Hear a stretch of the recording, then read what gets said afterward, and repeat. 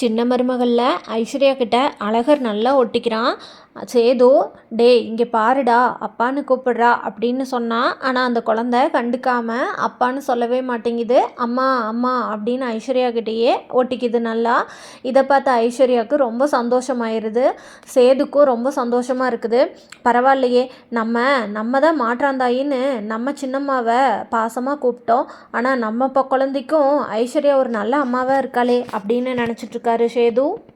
அழகருக்கும் மீனாட்சிக்கு இன்றைக்கி பிறந்தநாள் இல்லையா, அதனால இன்றைக்கி கோயிலில் எல்லாத்துக்கும் அன்னதானம் கொடுக்கலாம் அப்படின்னு சொல்லி பிளான் பண்ணியிருக்காங்க. ராஜாங்கத்தோட வீட்டில் இருக்கவங்க கேக் வெட்டிட்டு அதுக்கப்புறமா கோயிலுக்கு போகலான்னு சொல்லிட்டு வீட்டில் எல்லோரும் ரெடியாகி வந்து கேக் வெட்டுறாங்க.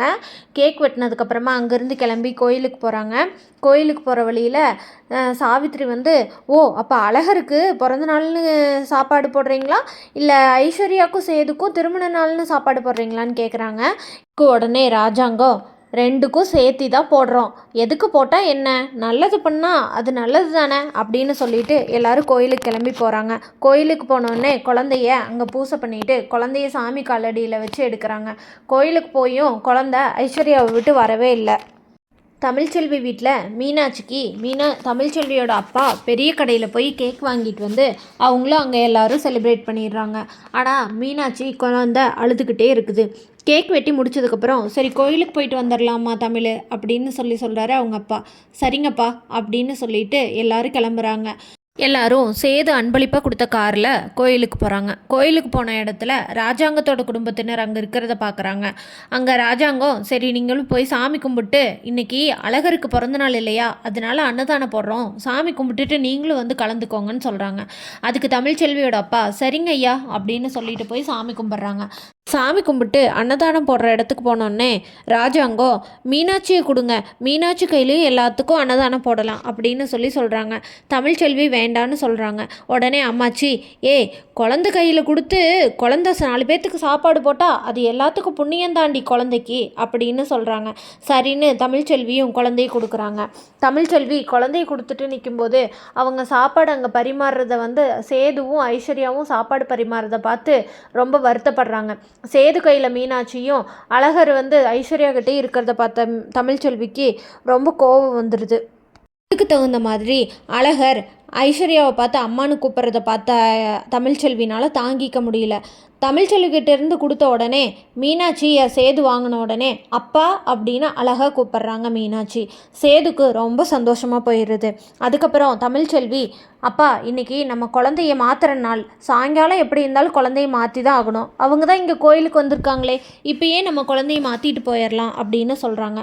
உடனே தமிழோட அப்பா போய் அவங்கள கூட்டிகிட்டு வராரு. ராஜாங்க குடும்பத்துலேருந்து எல்லோரும் வந்து குழந்தைய வாங்கும்போது ஐஸ்வர்யா கிட்டேருந்து அழகர் வரமாட்டேன் அம்மா அம்மானு ஐஸ்வர்யாவை பிடிச்சிக்கிட்டு அழுகிறாரு.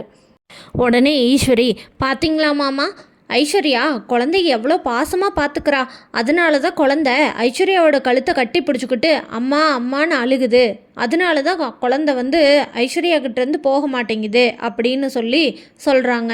இதை கேட்ட தமிழ்ச்செல்வினால் தாங்கிக்கவே முடியல. அழகரை எப்படியோ ஒரு வழியாக வாங்கி தோளில் போட்டுக்கிறாங்க.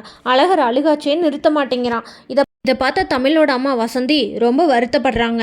நம்ம புள்ள பெற்ற பிள்ளைக அவளை தவிர மீதி எல்லாத்தையும் அம்மா அப்பான்னு கூப்பிடுதே, நம்ம பிள்ளைக்கு எவ்வளோ கஷ்டமாக இருக்கும் அப்படின்னு ரொம்ப வருத்தத்தில் இருக்கிறாங்க. வழியாக வீட்டுக்கு வந்ததுமே அழகரை அம்மானு கூப்பிட சொன்னால் அழகர் கூப்பிடவே மாட்டேங்கிறான். அழகர் அழுதுகிட்டே இருக்கிறான். தனத்தை ஃபோன் எடுத்துகிட்டு வர சொல்லி ஃபோனில் ஐஸ்வர்யாவோட ஃபோட்டோவை வச்சு காட்டும்போது ஃபோட்டோவை பார்த்துட்டு அழகர் அம்மா அம்மானு அழுகிறான்.